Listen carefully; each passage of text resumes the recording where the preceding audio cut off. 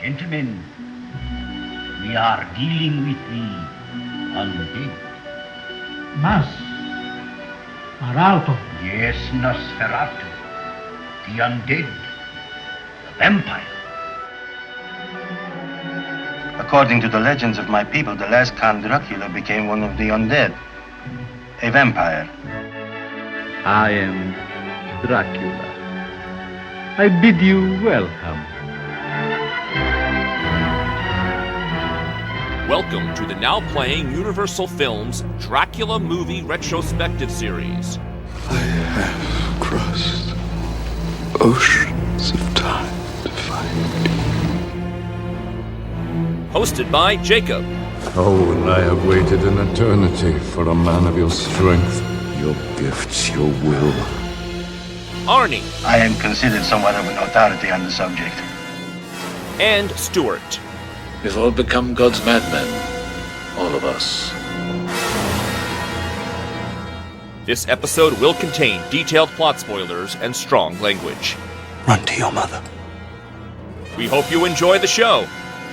Now, let's eat.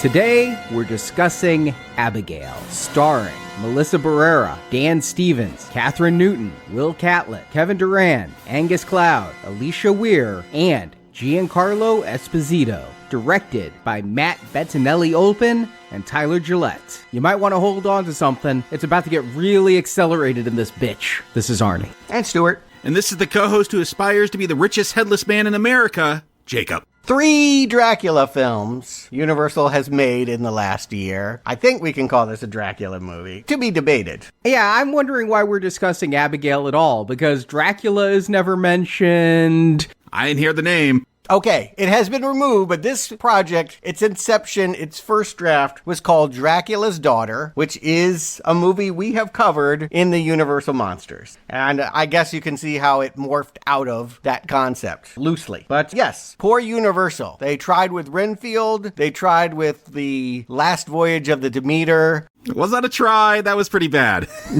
They spent money on both of those. $60 million for Renfield, $40 million for Demeter. Lost their ass on both. This one, I don't know if it was a hit, but it cost $30 and made $40. Yeah, that's not a hit, especially since that 40 is global. It only made 25 domestic. Yeah, which is maybe why we didn't cover this movie when it came out in April. We wanted to wait until we're getting more into the horror season, getting back into the Universal Monster thing. We were way deep in Death Race movies at that time. I feel like there was no room on the schedule for it. What we were also discussing, is this a Dracula movie? Mm-hmm. And they weren't saying it before it came out, and we weren't sure whether or not this fit in. Stuart, you went to see this in theaters. You said it does count, and so we put it in. I've now watched it, and I'm still like, I don't know that we needed to cover this as part of Dracula. This is a Universal vampire movie. Maybe at one point they were thinking of calling it Dracula's Daughter. They sort of tease maybe Dracula is in it, but I don't know.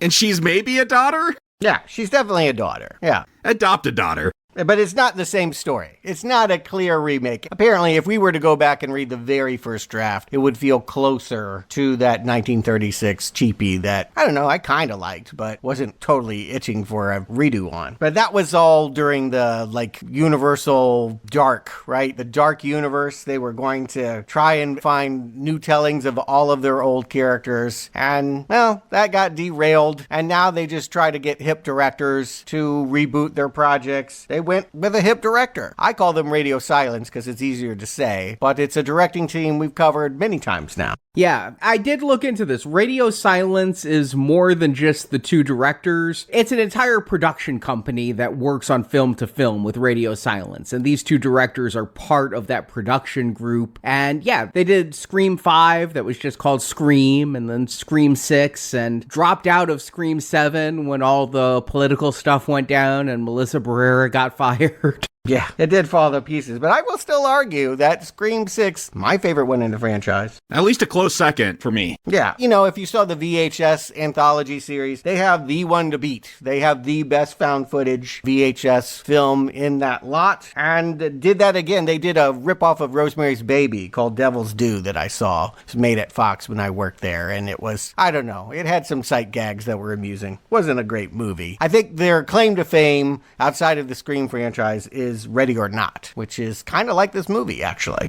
Oh, okay. Yeah, because I had Ready or Not in my notes when we get to certain parts, and now that makes sense because it's exactly the same. They even have Easter eggs. There are characters painted in the paintings that you will find in the other movie. Yeah, I saw Ready or Not back during the days of COVID when I was watching a whole lot of shit because I never left the house. And I remember enjoying it. And when watching this, it felt like they were using the same sets and the same lens filters. The same special effects are used. Yeah.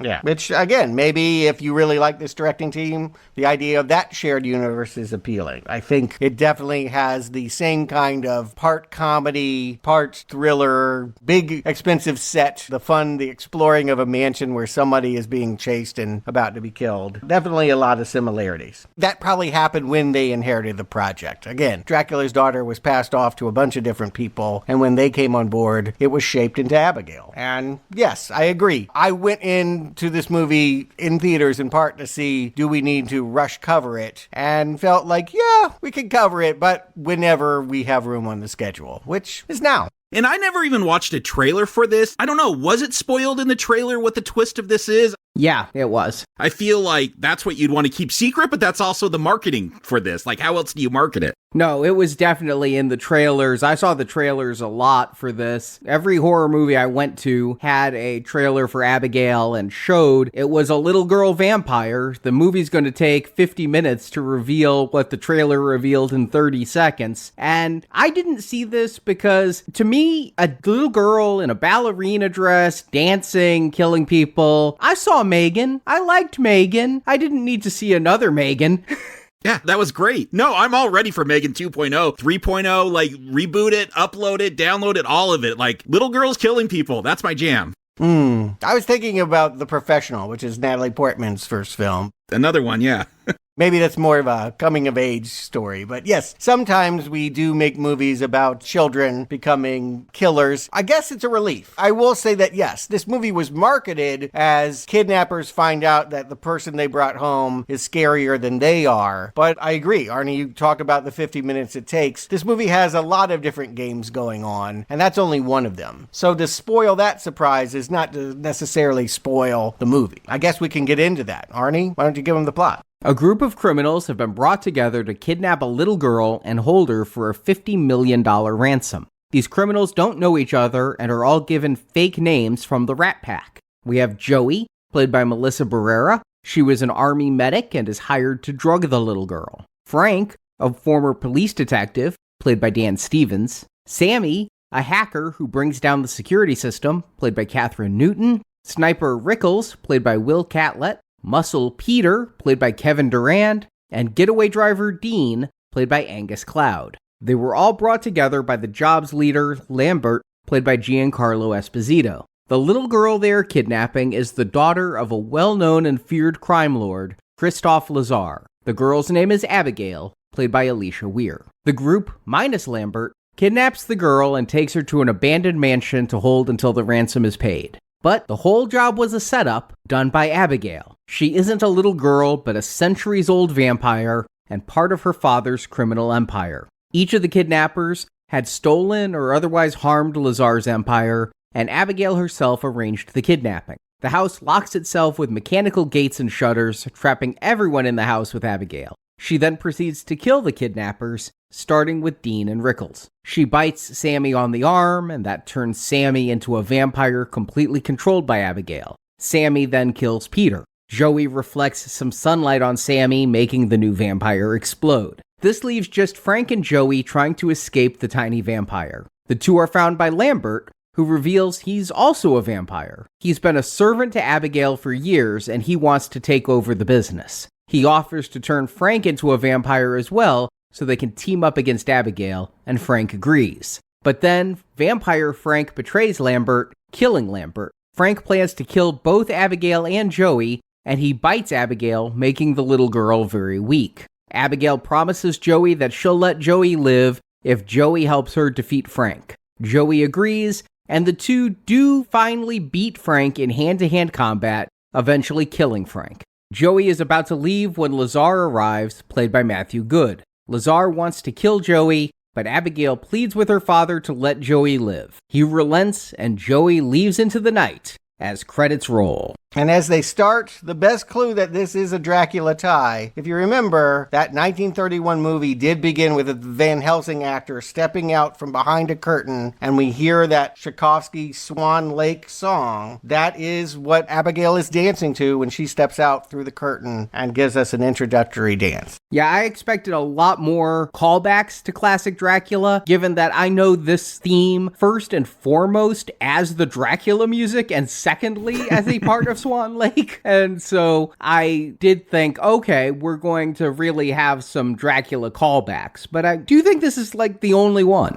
Yeah, it's the most prominent one that I could catch. And that's fine. I mean, again, is it important that it is Dracula or Dracula's daughter? Probably not. I mean, I only care if it's Dracula because, this is now playing, we do this weird completionist thing, and with all these rules, like, does this fit in or not? But yeah, if I'm just watching this movie, it's a cool vampire movie. Like, it doesn't need to be Dracula. Yeah, that's where I'm at, is I don't need it to be Dracula for me to enjoy the movie. I just need it to be Dracula because this is part of the Dracula retrospective series. Close enough is what I would say. And yes, if you saw any trailer, you would know that this girl is not in trouble. Even though we have her intercut dance with a bunch of kidnappers with guns and needles and looking very tough, a sniper even, this girl you would think would be hopelessly outmatched as she's being brought home in her limo. But anyone that saw the trailer knows the joke is she's going to flash her fangs at some point and take them all out. Jacob, what did you think you were going to watch? Did you know she was a vampire?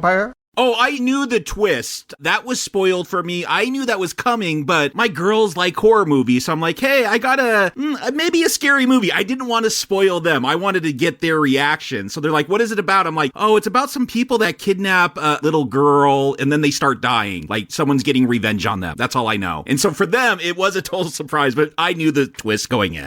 Oh, how cool. I'd be curious to see when and if they caught on. They did not. Not until she flashed those fangs. Okay. And I listened to the commentary that the directors did along with one of the editors of this film, and they said that they knew people coming in would know she's a vampire. That was how this movie was going to be marketed. And so they tried to play with that irony in that we knew what the characters didn't know, but because the film never makes any hint towards it, at least until about the half-hour mark, I think that they don't play with it enough. And they did say that they look forward to 5 years from now when this movie isn't remembered that well. Somebody just turns it on streaming and doesn't know the surprise. But they made the film with the intent that she's a vampire. Right. There's no other way to market it. And what this reminds me of, in From Dusk Till Dawn, which had Tarantino, they're going to do kind of a Reservoir Dogs thing with no names here. But, From Dusk Till Dawn, it feels like a heist, a kidnapping film. And then halfway through, it turns into a crazy vampire film. And yeah, this feels like that same way. Like it's, we're kidnapping a rich girl to get a ransom. And then it's going to become something else, a supernatural horror film. Underline that because I think it's really important to how much you're going to enjoy this movie is that these directors are really into, yes, Pulp Fiction, Reservoir Dogs, From Dusk Till Dawn, Usual Suspects, certainly, right? Big one, Usual Suspects. There is a part of this movie that just wants to relive the 90s noir, and that it's a vampire afterthought might piss some people off, particularly people that were charmed by the trailer, to know that so much time is going to be devoted to these kidnappers, a den of criminals betraying each other, circling each other. There's a lot of tension that is milked, and comedy that is milked from the scenario. Too much? Yeah, I like the way that they do this opening kidnapping, though. It is intercut with Abigail doing this ballet dance, and it feels like the movie kind of books. It does not take very long before the kidnapping is happening. We get a sniper. I'm always down with a sniper in any part of a team. They didn't need that sniper. No, they did not. Never did anything. They so don't need a sniper in it. He's positioned in case he needs to shoot someone as they're taking down a 9-year-old girl? They think she's 9? Yeah. All he does is get his gun stolen. They also don't need Kevin Durand to be there as like this WWE-sized muscle guy to take down a 9-year-old, but they've overloaded this crew so that we can have a body count. Yeah, and when you realize that this is actually, Abigail is up on this, part of the fun, maybe you know that she's a vampire, you may not know that this is her plot, that she knows fully well when she's laying down in bed that people are about to jump her. She wants all these people dead, so they're assembled not by them, but by her wishes. Yeah, there's definitely still surprises, even if you know the main conceit. Like, I figured, this is a trap that Dracula is doing to feed his daughter. It's not quite that, but yeah, there are still twists and turns here, even if you saw that trailer. And I took this movie pretty much at face value that they were kidnapping a little girl and they knew her dad was a crime boss, but I thought that they were initiating the kidnapping and oops, we kidnapped a vampire. The fact that, Abigail is Kaiser Soze here, and just like Kaiser Soze brought together those people who harmed his enterprise in Usual Suspects, she's brought these group together, each of whom have in their own minor way been a thorn in the side of Lazar, is a twist I never saw coming. I just thought this was kidnapping gone way wrong. You know, my mom always had that joke when I was a kid, if I was kidnapped, the kidnappers would return me right away for being annoying. So that's kind of like the punchline, is you kidnapped the wrong kid. Yeah. I want to just underline, I don't think I would enjoy this movie if it got to the vampire thing within Act 2. Like, if 20 minutes in, she was biting people and it was just about a little girl, Dennis the Menace kind of stuff with slapstick, a Home Alone, I wouldn't want that movie. I appreciate and was relieved upon my first viewing to realize there are a lot of games going on. Kind of like Ready or Not. You may know the twist, but you're still trying to find all the angles. And that's much harder to figure out as we see these people, grab the girl, slip out the side. They think they see the dad coming home, and soon they're cheating all the cameras in the city and slipping out into the forest to get to some mansion. One of the strengths of this movie that helps carry me through the first half hour is this cast. You know, these robbers here, there's 6 of them, and most of them I know from various things, I have to say. Yeah. Kevin Durand, he's been in a bunch of stuff. We talked about him earlier this year with Kingdom of the Planet of the Apes. He was Proxima Caesar. My go-to for him is Blob from X-Men Origins Wolverine, and also his role on Lost. Probably better for him. Kathryn Newton, who's the hacker. I saw Lisa Frankenstein. Oh, God, Lisa Frankenstein is painful. Don't see it, but I saw it. Oh, it's painfully bad. My go-to for her is she's the 3rd iteration of Paul Rudd's daughter in the Ant-Man franchise. She's the 3rd actress to do that in Quantumania. That's right, yes. But we also talked about her in Detective Pikachu and Paranormal Activity 4. She did Freaky, if you saw the slasher Freaky Friday movie. Yes, saw that as well. Like, all of these people are definitely recognizable, and who they are to each other, the suspicions that are aroused, I think is a fun game. I am not twiddling my thumbs going, where are the vampires? I'm curious to know if you guys were. No, the actor that my girls freaked out over was Angus Cloud, who this movie's dedicated to. I guess he had a drug overdose before. Yeah, I don't watch Euphoria, but they're like, that's our favorite character from Euphoria. I don't know what that means. I don't know if that's good or bad, but they love Angus Cloud. No, he's really good on that show. I like him a lot on that show, or liked. Okay. He's basically this character on that show. Yeah, and I like this. He's hitting on Sammy, the hacker, like trying to get a date with her while they're, waiting for the rest of the crew. And yeah, I like this group enough that I'm not looking at my watch because it's going to take 50 minutes to get to the violence. Here's my take on that is I do like this crew. I like their interplay. I like their little games here at the beginning where they get to the mansion, they're given their fake names, and we get to learn a little about them because we find out that our star, Melissa Berrera as Joey, is really good at reading people. I didn't really like that part of it, that she's psychic. No, reading people is different than Sherlock Holmes is not psychic. He can deduce. But I will say it bothered me that I felt a step ahead of this movie, knowing Abigail was the vampire. And so when we get the scenes of Joey checking on Abigail and Abigail's playing this helpless little girl, I am a little impatient for the film to catch up to what I already know. But doesn't the fact that she's crying and really the crocodile tears, if you know she's a vampire, you know that she has her own ulterior motive, right? She's playing these people. She has to be. There's no way a vampire is scared by these 6 bumbling crooks. Right, which is why I kind of wanted her to get over this act. I never figured that she manipulated all these people there. I still thought it was a straight kidnapping. And so I wanted Abigail to kind of break out of the chains a little bit earlier. I did find myself, while I'm enjoying the performances of this ensemble, I was like, let's kind of get moving with it. It's the first 30 minutes feels long. I feel like the first 30 minutes feels like Clue. And I think that was also a reference for Ready or Not. It's a comedy. It's a comedy that, all right, it's not that funny, but it's not as funny as Clue. But you do have all of these sort of delightful personalities coming together. And yeah, you don't know what's going to go wrong, but it has all the makings of a failure when they're told that all they have to do, the hard part is done. They've got the kidnapping victim. They just have to wait for daddy to cough up the money. And that means hanging out at a house together. Who couldn't do that?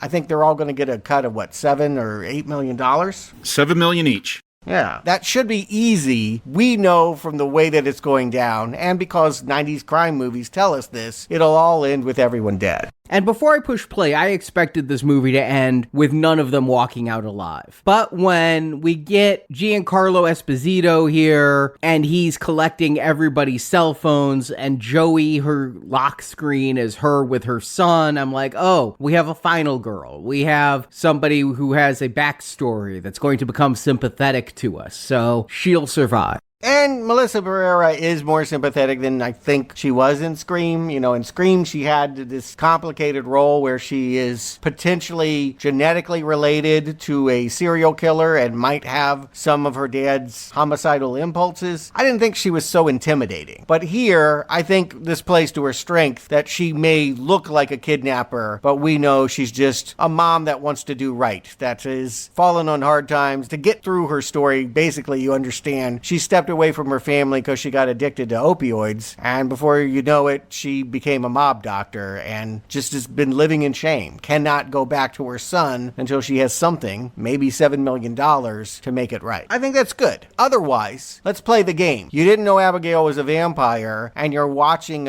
45 minutes of bumbling people try to intimidate a 9-year-old girl. You would hate all these people, right? There would be no end. You need to like one of the child abductors. And so by having a mom who didn't know that she was kidnapping a child and is smarter than the others and can deduce their back identities, I think it helps to have a character that we are focused on and like. Sure, and they make her very sympathetic, the way she treats Abigail, who's uncomfortable, puts her hands in front of her instead of behind her. Big mistake, just like in Trapped when we reviewed that. Keep those hands behind them when you handcuff them. But yeah, they do everything they can to make her very sympathetic. I believe Abigail when she says, I feel bad for what's going to happen to you. I think she means that. She knows she's got to kill this girl, but she doesn't really want to because she's almost a good person. And that's a good way to play it. Someone with severe flaws, but with a family mentality that is going to be at odds with Frank, who, we will see is someone that is, from the very first scene, rude to everyone, tries to backhand Abigail when she's being drugged because she stabbed him in the palm with a pencil, and will ultimately prove to kind of be the villain of the movie, more than Abigail herself.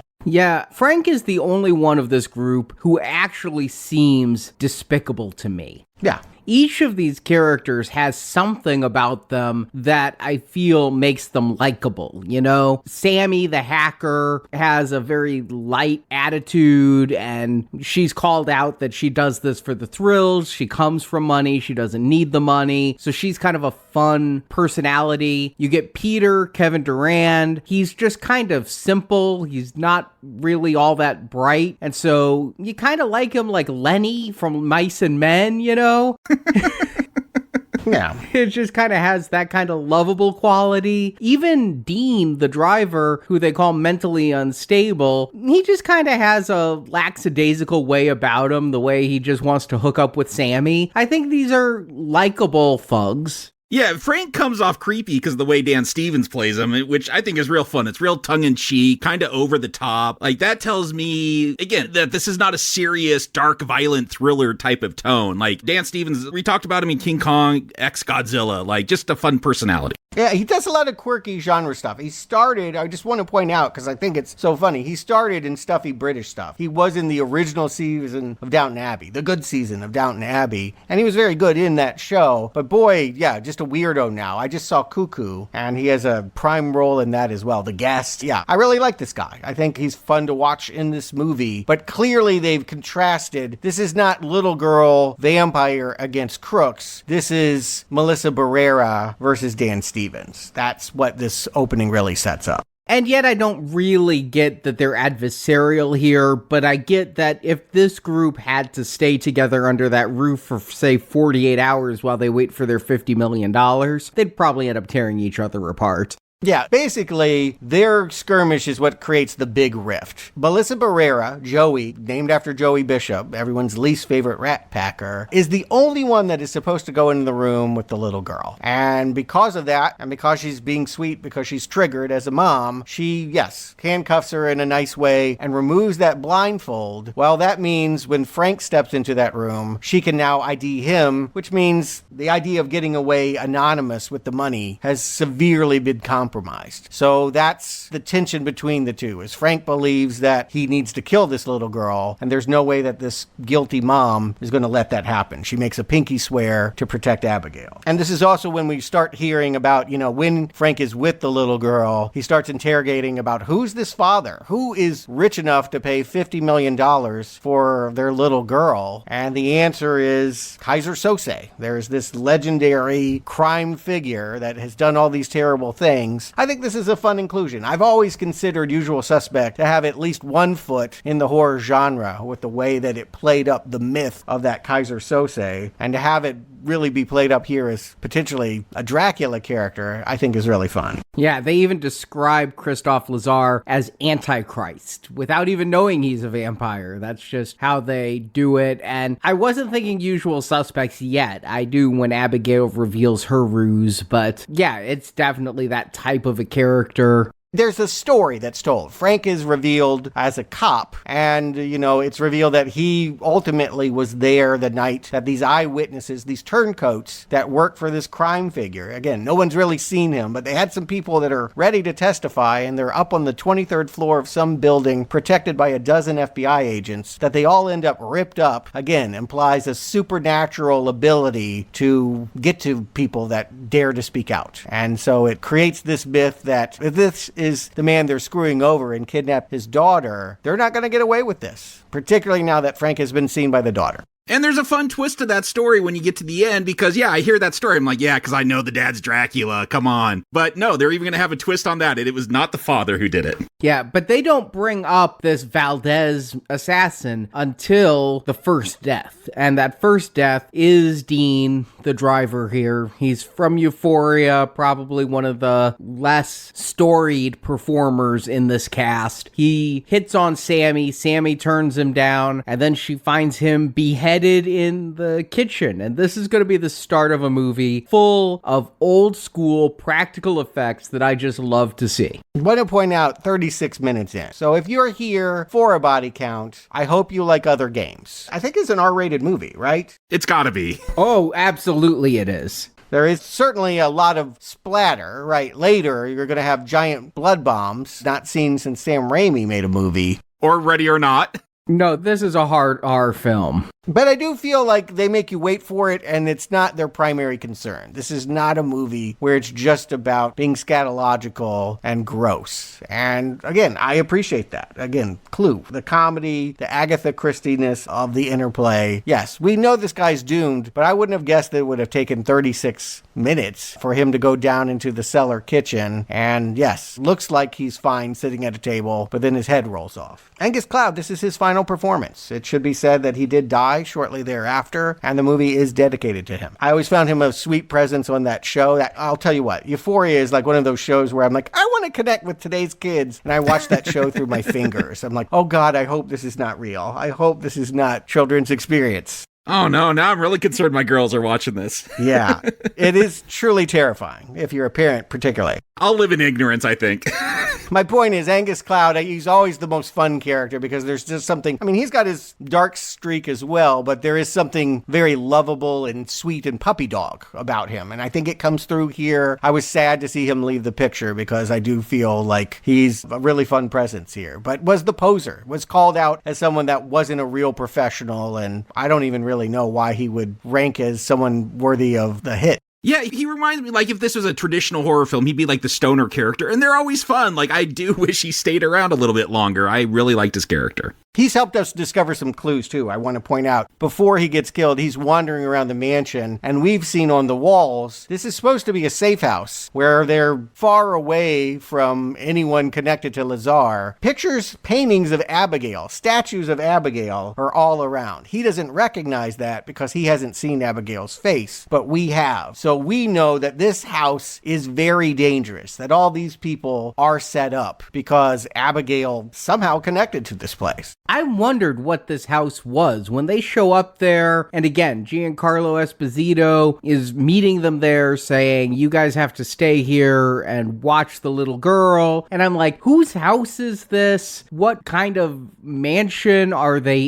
in? It's really ornate. It does remind me of the house from Clue. And I had a lot of questions as this movie went on. And the movie's a step ahead of me. It wants me to be asking those questions because it will come out with the answers later. But at the beginning, I was like, whose house is this? And it's Abigail's house. Yeah, we know that. They don't. Yeah, but when the house locks down after they find this body and get freaked out and the door's locked, the blob, I guess, is going to try to knock that down. That's not going to work. Then the windows get shuttered. Like, you know something's up. Like, even if you didn't see this trailer, you knew nothing about this. Now you know there's a twist coming. Mm-hmm. Well, I knew something was up with the house, but I didn't know what was up with the house. I can say without any shame, I never got ahead of this movie. I asked the questions the filmmakers wanted me to ask. What is this house? Later on, what is the swimming pool? You know, things like that. I was asking those questions, but I never beat this film to the punch. I never realized that this was Abigail's house until it was told to me. I never realized any of the twists until they were revealed. But at first, I was taking it as lazy writing, when in fact it was really clever writing that everything will be explained as it goes.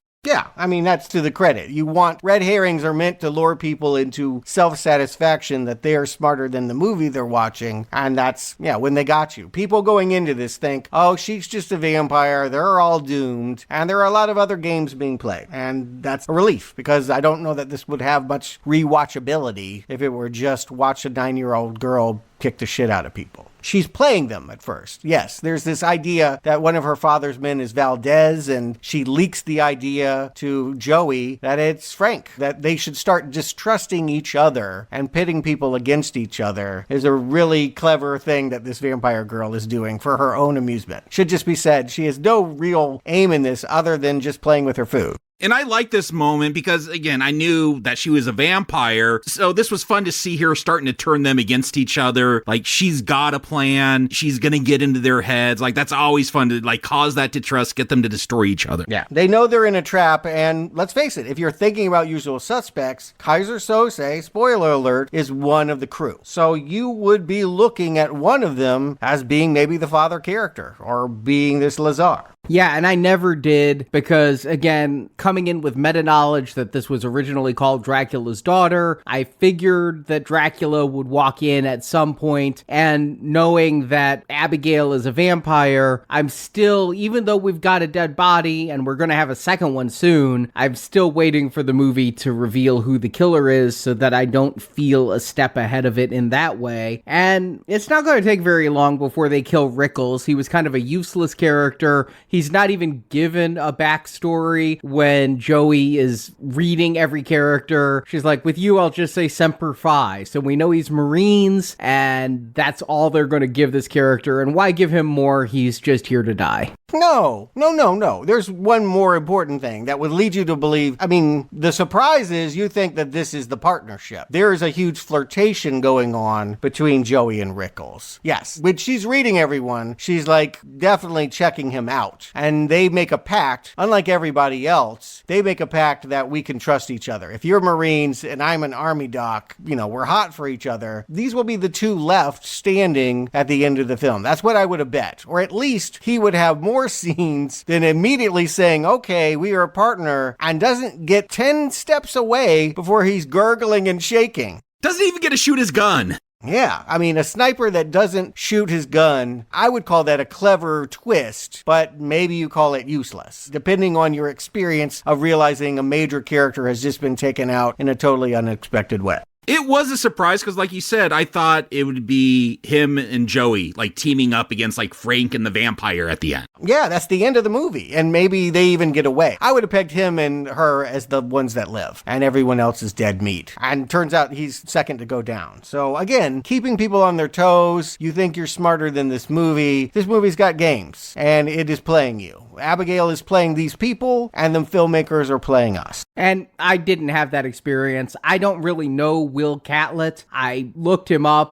Black Lightning, if you watch the CW. Yeah, I don't watch the CW, and I really don't know him from anything. And yeah, I wasn't surprised to see him be the second one to go. What it does do for me, though, is we have 2 deaths in 15 minutes. I'm thinking, okay, the pace is really picking up. We're gonna really chew through these bodies. And this is a shorter movie. It's only around 100 minutes, so I thought it might really just become a bloodbath here, but these first 2 kills are gonna have to kind of hold us over for a while because Abigail does say specifically she likes to play with her food. 50 minutes. 50 minutes before you're going to know what anyone that saw any commercial is going to know. Is that too long? I'd say cut it down by like 5 minutes. Like, it feels a little long, but I'm enjoying these characters enough that the pacing isn't that much of an issue. Agreed.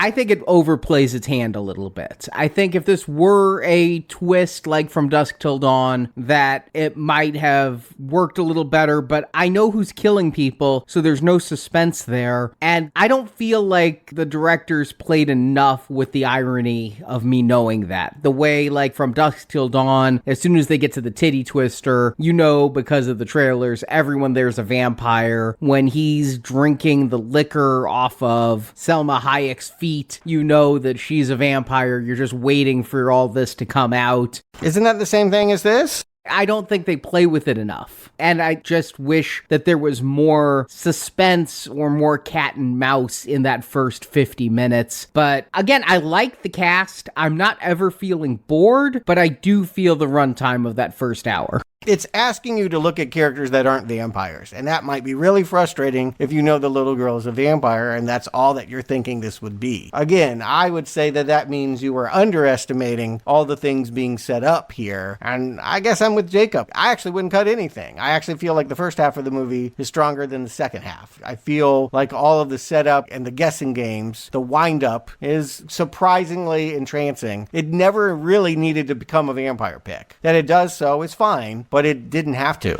And the second half is my favorite half because it unleashes this film's secret weapon. Up until now, Alicia Weir as Abigail has been off-screen most of the time, playing a damsel in distress. We're not quite sure what's up with her, but she is incredible in this as Abigail. And the moment she's allowed to go full evil, she is a monster for the ages. This performance here captivates me. I love watching her have fun as this vampire with those big teeth in her mouth and everything going on. I think she's great in this. Yeah, I thought she was pretty convincing at convincing me that she's like 300 years old or something. Like, sometimes you get these kid actors and you're like, you're just a kid. But there's something about her performance that when she had to act like a really old lady stuck in a kid body, I bought it. Yeah, I think that's the key here, is that we've seen this a lot, frankly. And usually it's a trick of the cameraman and the director, sort of teasing a performance out of Damien when, he's smiling and it looks evil within the context, but it's not because the kid really knows what he's doing. But this actress knows. I mean, she's going to be spattered in blood and wearing fangs and all of that. You're not tricking her into being evil. She is relishing playing a villain. And she's surprisingly sophisticated and adult as that. I think she's, 13 or 14 in filming this movie. She's playing a little bit older than the character, or at least the 9-year-old ballerina they think they've kidnapped. So yeah, really impressive. I guess kids today, they grow up faster. They're all being filmed their entire life. Yeah, they're watching Euphoria, apparently, which they shouldn't be.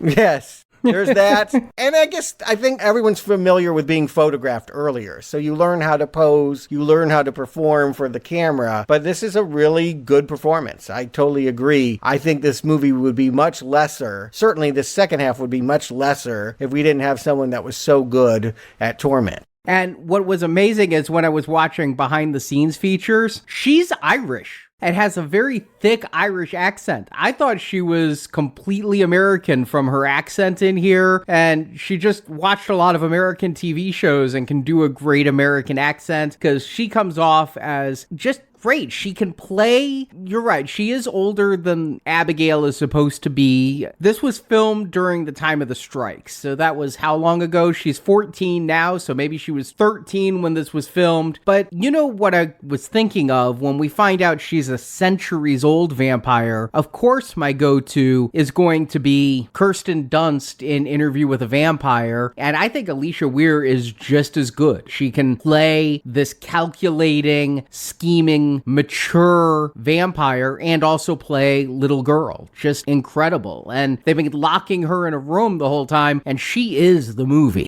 Again, the credit to her, to the director, whoever, choreographer. Look, I love the fact that she's a ballerina and she's going to be doing ballerina moves as she attacks people. Some people might not like that, but that could have looked really bad. And here, it does look terrifying seeing this little girl twirling towards you with those fangs. Like, it's funny because it's ballet and violent, but it's also not like campy looking, I guess is what I'm trying to say. Like, it is kind of scary looking when she dives at you on her tippy toes. Yeah, because she really knows how to dance. Again, you would expect this performance to be put together in the editing room. My guess is that she was in full command of her character and was actually acting. Again, that's impressive that she is doing these moves. They're not cutting to stunt people too obviously anyway. And yeah, she really is commanding the screen. It's kind of a one-joke premise. And again, I'm appreciative that there are other plots going on. But yes, she sells the joke. Yeah, for sure. Yeah, so once she gets those fangs in and Frank shoots her in the head, and I realize how bloody this is going to be because Frank shoots her in the head and you get this just explosion of blood on the wall behind her. I'm like, okay, this is going to be a visceral film, but she just wipes off her forehead and now the hunt is on. There are 4 criminals and 1 little vampire girl, and it is now the cat and mouse game that I've been expecting is coming. It's what the trailer sold and waiting for it.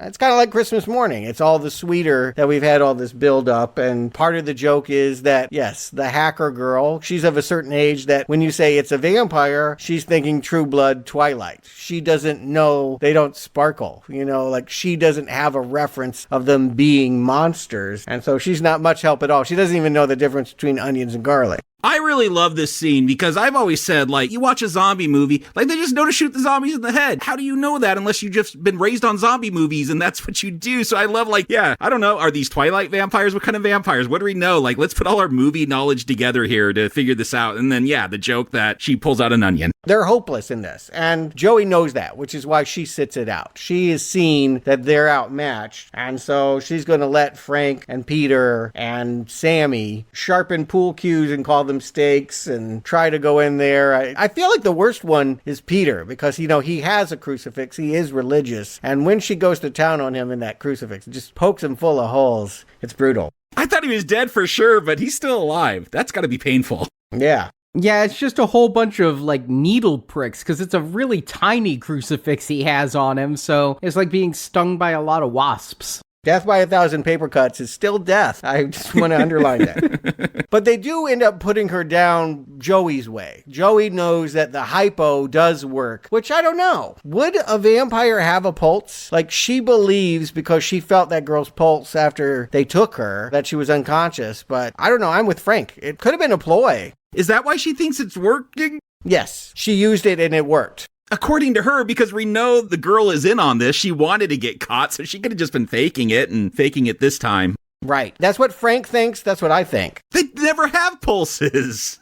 Why would a vampire have a pulse? Right. Do vampires even have them? Yeah, she could just have known how to modify her own heartbeat, right? Like, this could be part of the game. I think we are just to understand, it helps us understand that this is a good doctor as well. You know, she might not be a great mom, but she was a good doctor. And, you know, it's a sob story. We'll eventually find out that it was during wartime that she was serving, that she got on drugs, and it was just a spiral from there. But by her having the solution to this, it allows us not only to have a moment where Abigail is put down, but it makes Joey look good. Yeah, we get that tension as the hypodermic needle's just out of reach while Abigail's attacking everyone, and will she get the needle in time? And we get to see exactly how strong Peter is, because Peter is able to get this vampire down and hold her down and keep her down until Joey gets that needle in. And then they lock Abigail in this old-timey elevator. It's like a cage, and this is where we find out Abigail's playing fourth-dimensional chess, and everybody else is playing checkers, because she is going to tell everyone their real name and exactly what they did against the Lazar crime family to make them targets. They were all brought together because they either stole from the Lazars, or in the case of Anna, which is Joey's real name, she screwed up as a crime underground surgeon and killed somebody important to the organization. And this is where you get that one, Abigail was that person that killed those witnesses. That's the twist to that one. You think it's Dracula. No, it was her. But that she's also doing this for her father's love. Like, that's why she's picking these victims who wronged him or messed up, because is she actually like the literal daughter? She'll talk about how she was turned at this house. I just figure, like, that's what Dracula does. He just changes people. Like, but this was some little girl he changed hundreds of years ago, and because he wanted a daughter at one point and then just kind of forgot about that. We don't know, right? Yeah. I don't remember Dracula's daughter. Did they talk about how she biologically might have been related? I don't remember.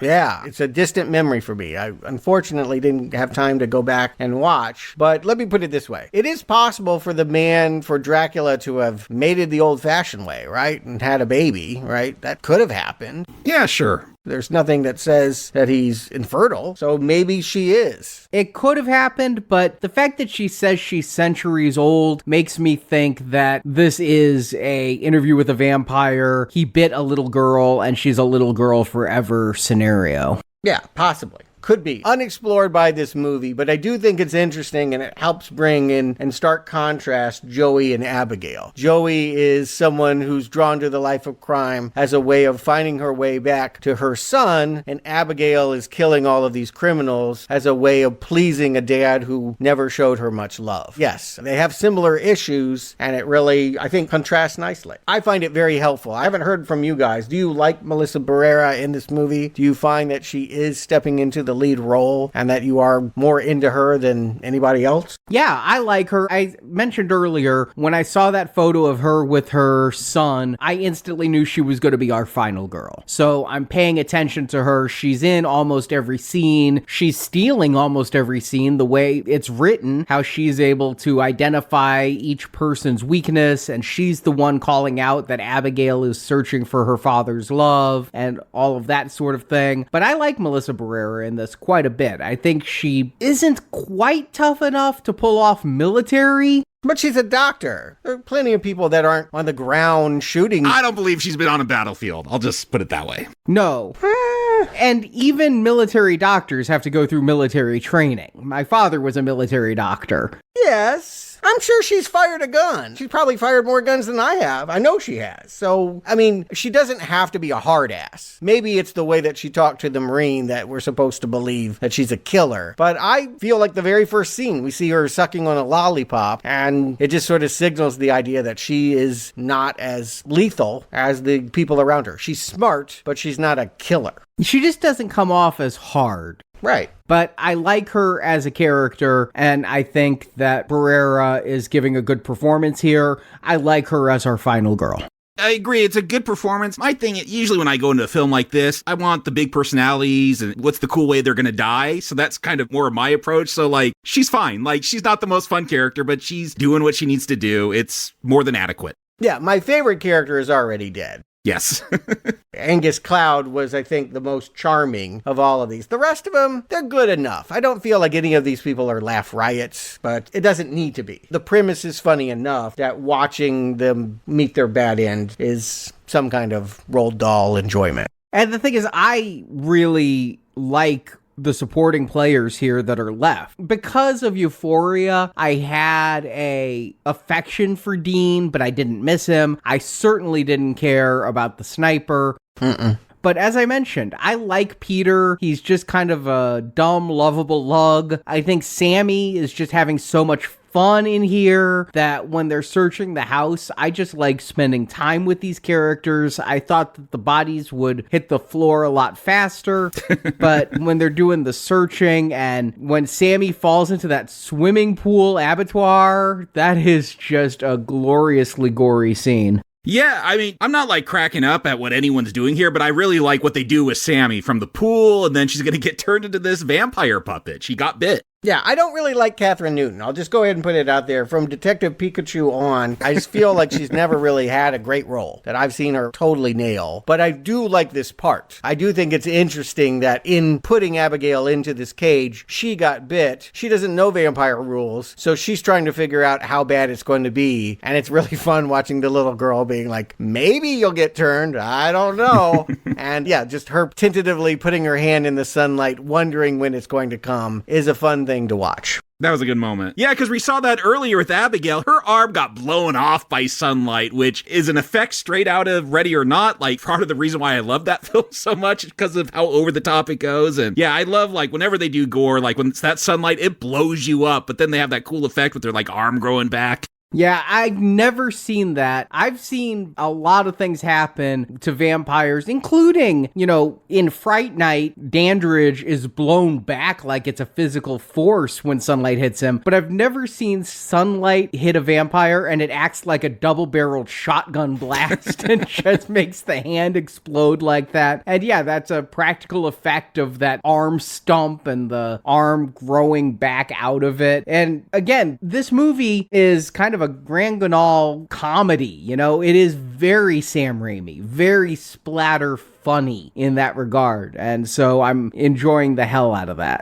That's my less favorite part of it. I feel like that's easy to do. Honestly, I guess I feel like I've just seen so many movies where the special effects budget is the punchline and you just spatter blood on people and that's the laugh. These people are better actors. They've got a good budget. They're able to do that stuff. That stuff is good. But I also like that there's still games being played here. I love the fact that Abigail, knowing full well she could get out of that cage, was trying to, again, bait Frank to betray the others and lie to him about what book in the book case is going to get him out when it's not going to work. I like the way that she mentally tortures, even though, yes, I suppose the primary draw is to watch the physical comedy, the Looney Tunes splatter. No, anything Abigail does is a treat because of this actress playing her. She's able to play monstrous and attack very ferally, and she's able to play with their brains. When she's in that cage and she's like, I'll let two of you live if you let me out. Well, time's up, I'll let one of you live. And Peter's like, all right, I want it to be me. And Frank's even going to shoot Peter in the stomach to stop Peter from opening that cage.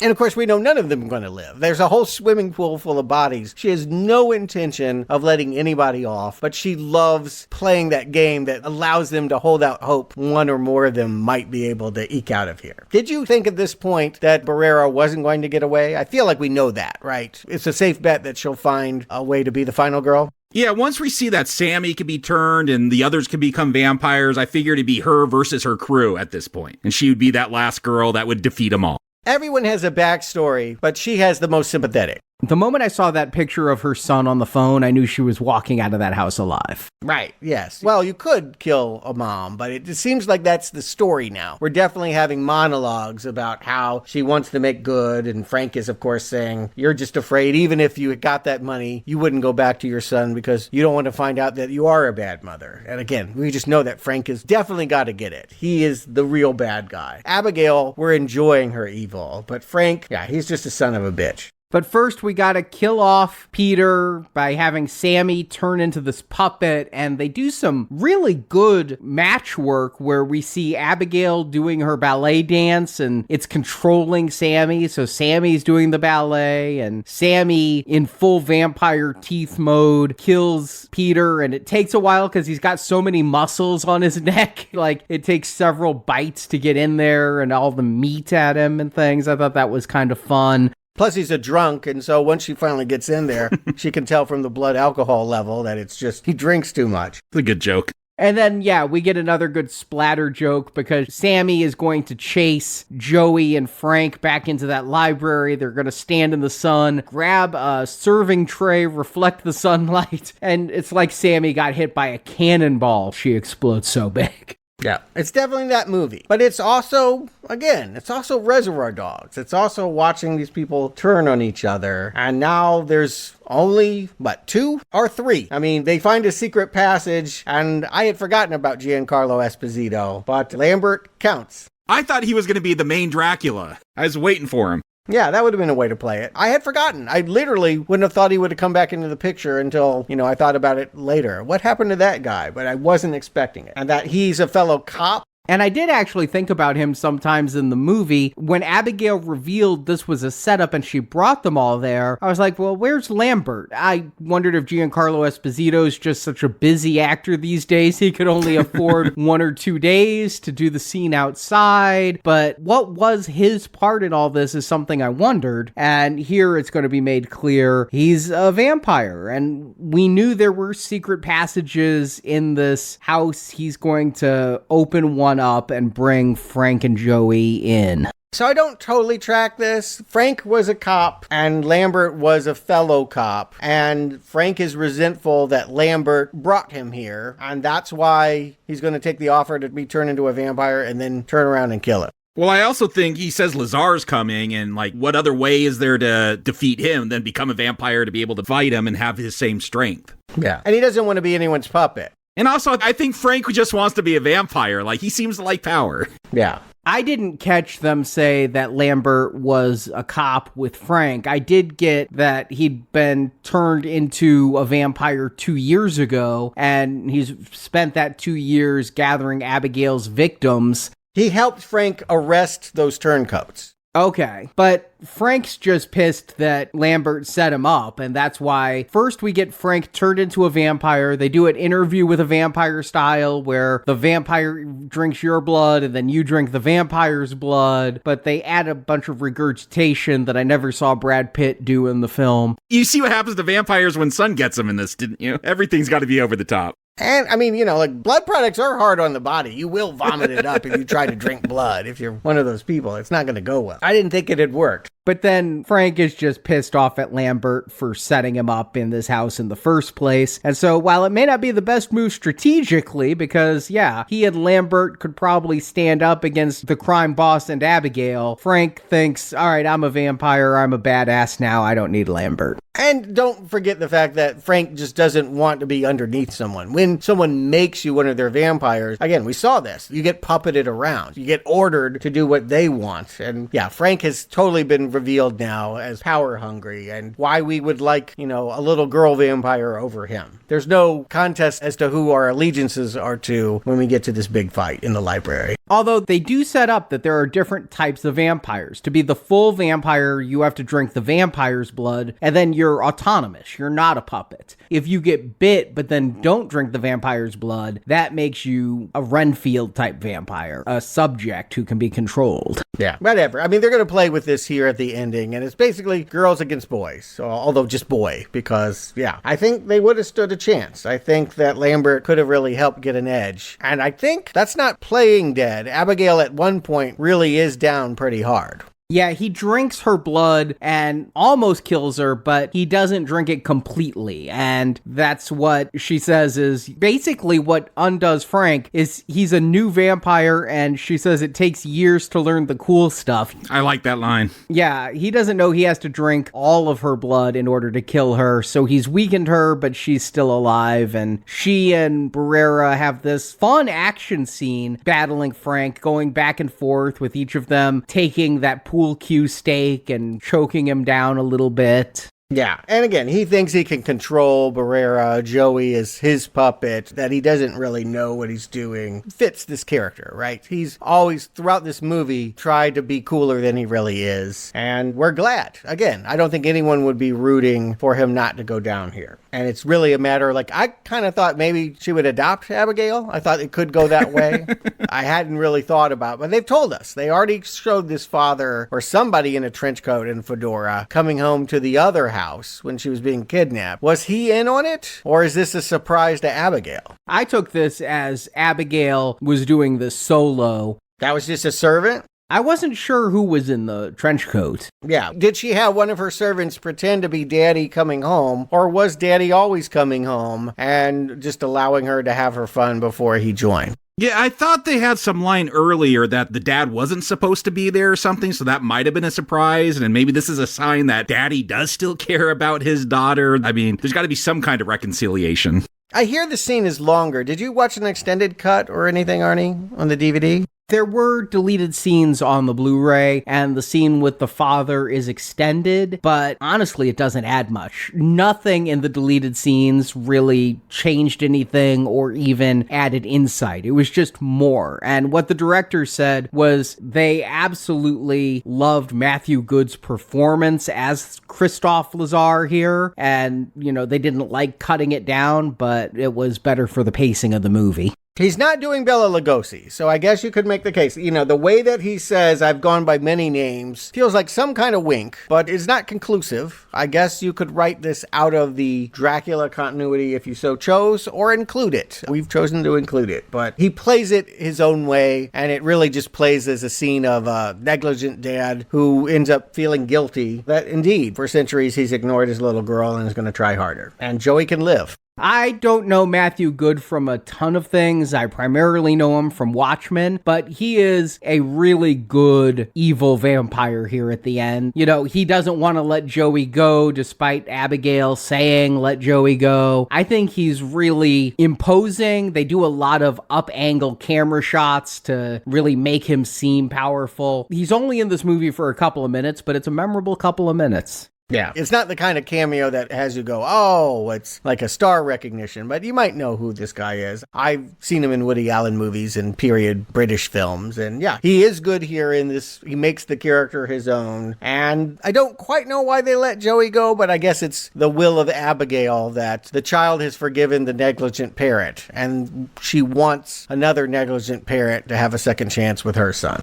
Yeah, that's how I read it. I mean, Joey ended up saving her life in the end, and so, yeah, you got that parent-child reconciliation theme going on. She's letting her live, you know. It's close to dinner time, but she's gonna let her walk out. What it really comes down to is that pinky swear. Earlier, we saw Joey promise Abigail that she'd protect her and does a pinky swear. And when Abigail needs Joey's help fighting Frank, Abigail raises that pinky when she's really weak and is trying to do a pinky swear that she'll let Joey go. And so it's Abigail keeping her word. It's showing that Abigail is honorable. Here's the thing. I liked Abigail in this movie. Like a good slasher film, I liked our killer. I thought she was smart. I thought she was fun. And so you don't want her to just be completely dishonorable here at the end. We also like Joey. So when the two team up, you want to believe that Abigail is telling the truth. She'll let Joey go, and that it's not easy for Abigail. She has to stand up to her father for it. Makes it more earned.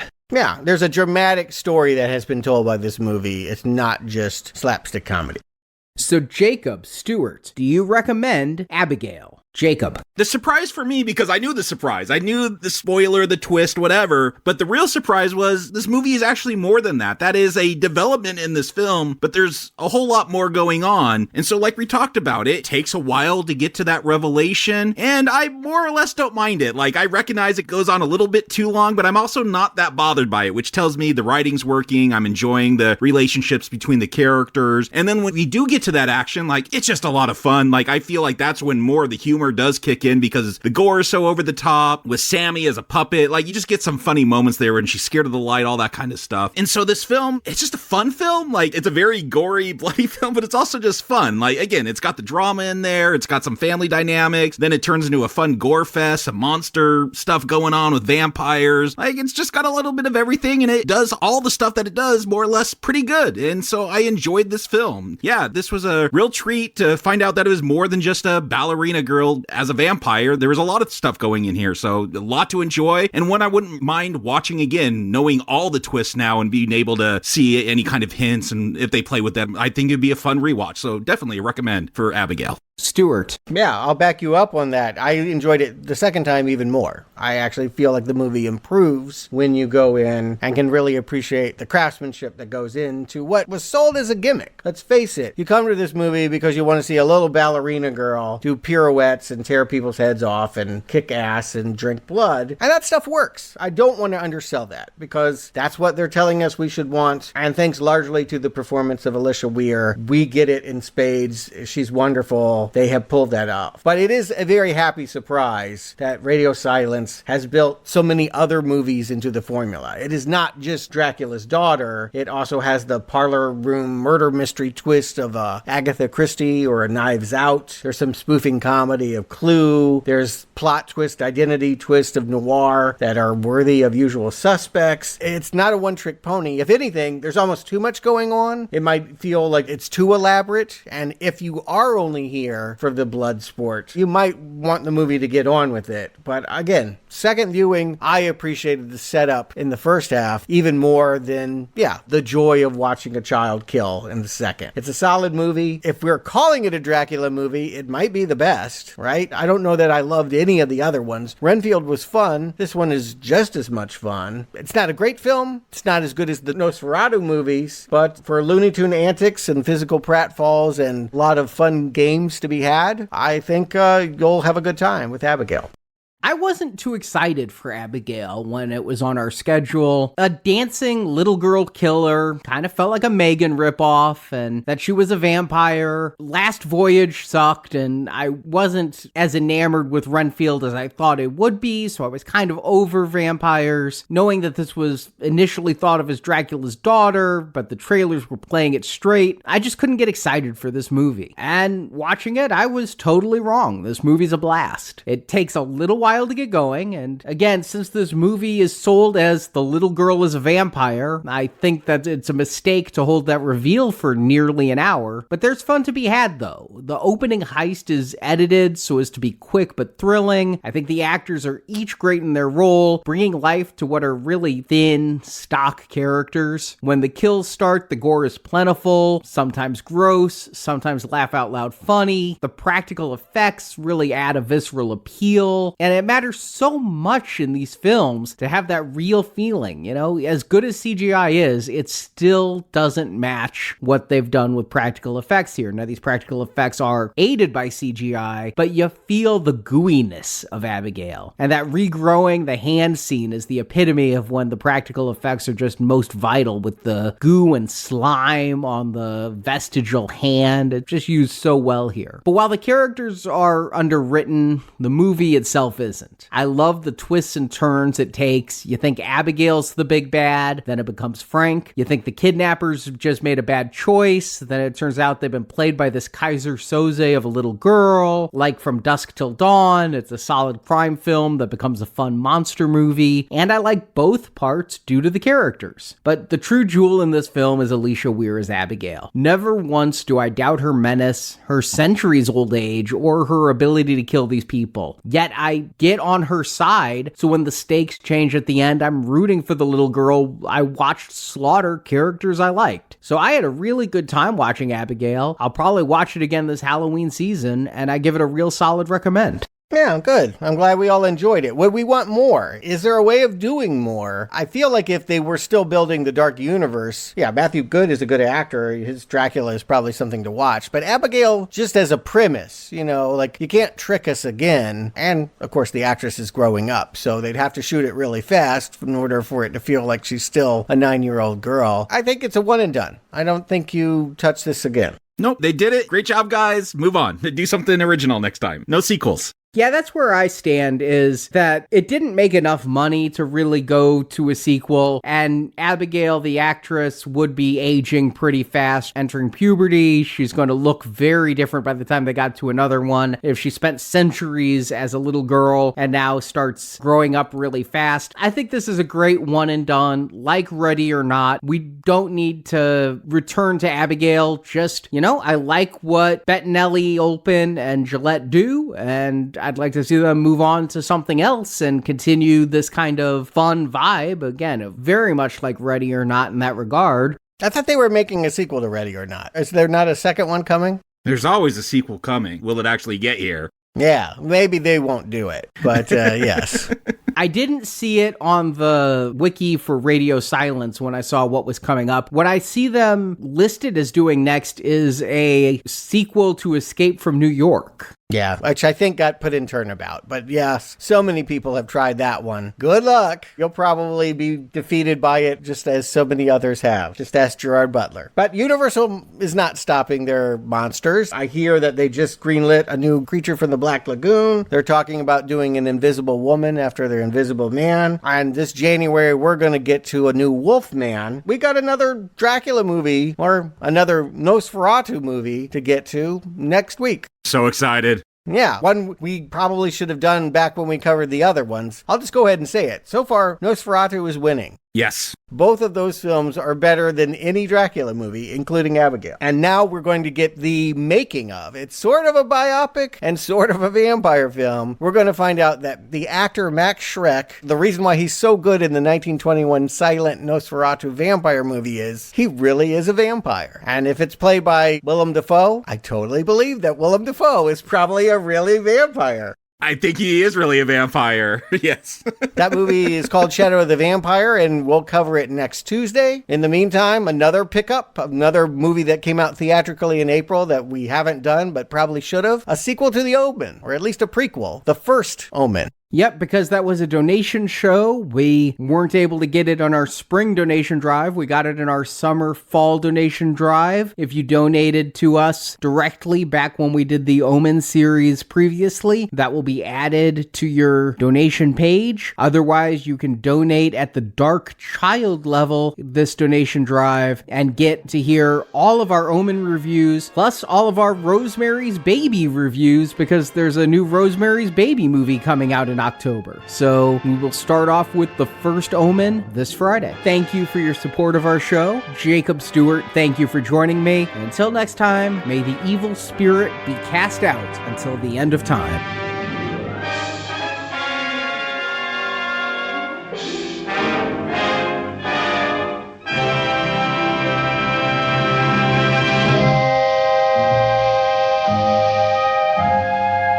Be thou exorcised, O Dracula, and thy body long undead find destruction throughout eternity in the name of thy dark, unholy master.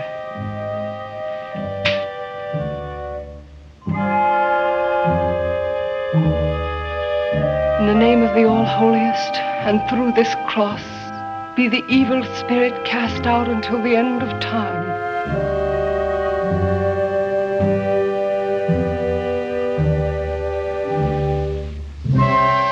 Thank you for listening to this Now Playing Podcast movie review. We hope you enjoyed the show. Listen to them.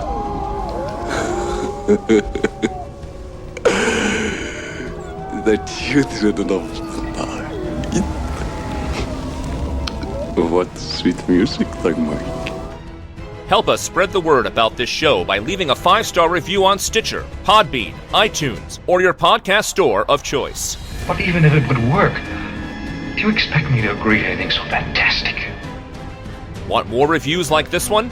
In the archives section of NowPlayingPodcast.com, you'll find more than 1,000 in-depth movie reviews from our panel of hosts. I hope you will like it. On our site, you can hear reviews for every installment in the world's biggest film franchises, including the Marvel Cinematic Universe, Star Wars, Spider-Man, Batman, X-Men, James Bond, Middle-earth, Jurassic Park, Fast and Furious, and Transformers. You do not know why you came here tonight. It was because I wished you here.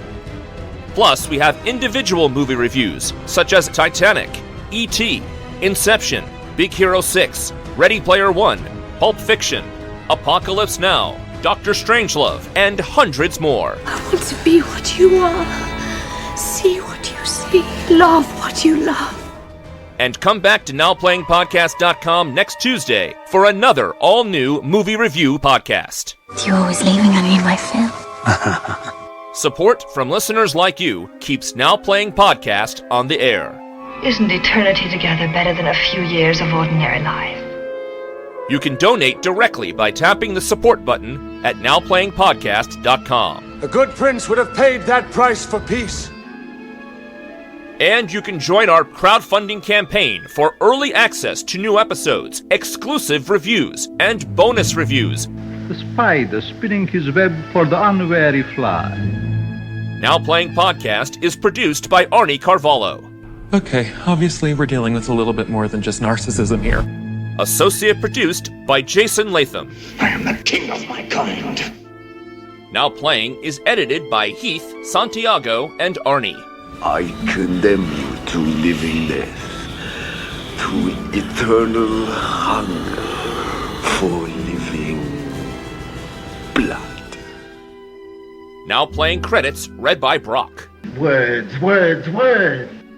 The opinions expressed in this podcast are those of the individual hosts and may not reflect the views of Venganza Media Incorporated. How can you expect me even to listen to you when you're concealing the truth about yourself? Venganza Media Incorporated is not affiliated with, and this podcast has not been prepared, approved, or licensed by any entity that created the film analyzed herein. All movie clips and music included in this podcast are the intellectual property of their respective copyright holders. They are included here for the purpose of review, and no infringement is intended. Master, we are here. You can't hear what I'm saying, but we are here. We are safe.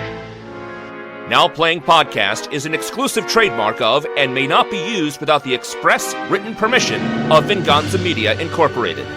Your impotent men with their foolish spells cannot protect you from my power. Now Playing is a Venganza Media production, copyright 2024, and no part of this show may be reproduced, repurposed, or redistributed without the written permission of Venganza Media Incorporated. All rights reserved.